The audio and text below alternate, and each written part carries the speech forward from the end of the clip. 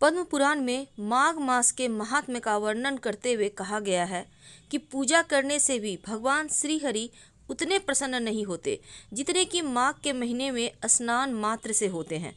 इसीलिए सभी पापों से मुक्ति और भगवान वासुदेव की प्राप्ति के लिए प्रत्येक मनुष्य को माघ मास में स्नान करना चाहिए।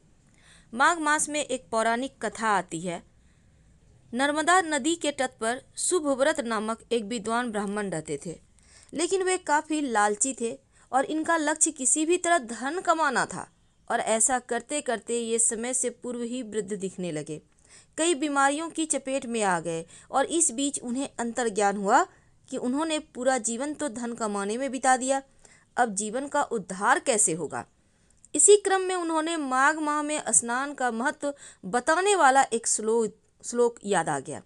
इसके बाद स्नान का संकल्प लेकर ब्राह्मण नर्मदा नदी में स्नान करने लगे। करीब 9 दिनों तक स्नान के बाद उनकी तबीयत ज़्यादा खराब हो गई और मृत्यु का समय आ गया। वे सोच रहे थे कि जीवन में कोई सत्कार्य ना करने के कारण उन्हें नरक का दुख भोगना होगा, लेकिन वास्तव में मात्र 9 दिन तक माघ मास में स्नान करने के कारण उन्हें मोक्ष की प्राप्ति हुई। इसी क्रम में पूर्णिमा के दिन एक व्रत कथा सुनी जाती है। इस व्रत कथा को सुनने से पूर्णिमा व्रत आपका पूर्ण होता है। कांतिका नगर में धनेश्वर नाम का एक ब्राह्मण अपना जीवन भिक्षा मांगकर निर्वाह करता था। उसकी कोई भी संतान नहीं थी। एक दिन उसकी पत्नी नगर में भिक्षा मांगने गई, परंतु सभी ने उसे बांझ कहकर भिक्षा देने से इनकार कर दिया। फिर किसी ने ब्राह्मण दंपति को 16 दिन तक माँ काली की पूजा करने को कहा। उन्होंने विधि पूर्वक पूजा आराधना की। तब उनकी आराधना से प्रसन्न होकर माँ काली ने दोनों को संतान प्राप्ति का वरदान दिया और कहा कि अपने सामर्थ्य के अनुसार प्रत्येक पूर्णिमा को तुम दीपक जलाओ। इस तरह हर पूर्णिमा के दिन तक दीपक बढ़ाते जाना, जब तक कम से कम 32 दीपक ना हो जाए। इसके बाद ब्राह्मण ने अपनी पत्नी को पूजा के लिए पेड़ से आम का कच्चा फल तोड़कर दिया और उसकी पत्नी ने पूजा की। फलस्वरूप वह गर्भवती हो गई, एक पुत्र को जन्म दिया। इसका नाम देवदास रखा। देवदास जब बड़ा हुआ तो उसे अपने मामा के साथ पढ़ने के लिए काशी भेजा। काशी में धोखे से देवदास का विवाह हो गया। अब देवदास ने कहा कि वह अल्पायु है, परंतु फिर भी जबरन उसका विवाह करवा दिया।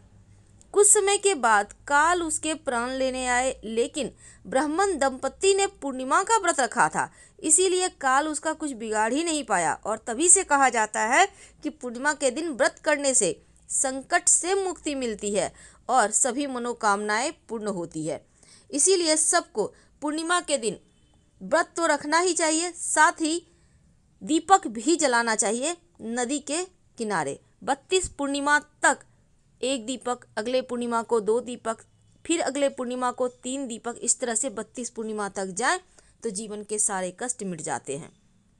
माघी पूर्णिमा का महत्व के बारे में कहा गया है कि संगम पर माघ मेले में जाने और स्नान करने का विशेष महत्व है। और पुराणों के अनुसार माघ माह में पूर्णिमा के दिन देवतागण धरती पर आते हैं और गंगा में स्नान करते हैं। इस शुभ संयोग में दान, पुण्य और मंत्र जप करने से देवताओं को प्रसन्न किया जाता है। पुराणों के अनुसार माघ पूर्णिमा के दिन स्वयं भगवान श्री विष्णु गंगा जल में निवास करते हैं और इस दिन गंगा स्नान करने से भगवान श्री हरि की कृपा भी मिलती है। धन, धारण, संपदा, लक्ष्मी, सुख, ऐश्वर्य और उत्तम संतान की प्राप्ति होती है। माघी पूर्णिमा पर गंगा और अन्य पवित्र नदियों, सरोवर तट पर स्नान करके तिलांजलि देना चाहिए, पितृ तर्पण करना चाहिए, फिर दान दक्षिणा कर 32 गुना फल मिलता है और इसीलिए इसे माघी पूर्णिमा कहते हैं। साथ ही माघी पूर्णिमा को 32वीं पूर्णिमा भी कहा जाता है। दान करने से सभी तरह के संकट भी मिटते हैं और मोक्ष की प्राप्ति होती है।